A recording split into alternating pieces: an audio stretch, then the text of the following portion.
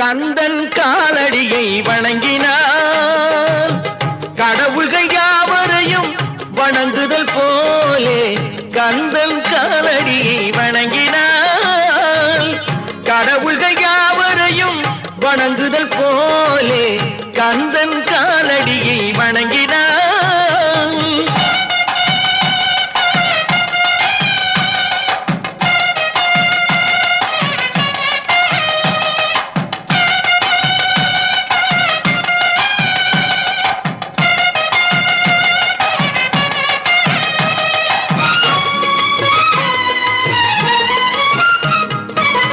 தந்தை பரமனுக்கு சிவகுருநாதன் தாயார் பார்வதியின் சக்திதானே வேலன் சிவசக்திதானே வேலன்.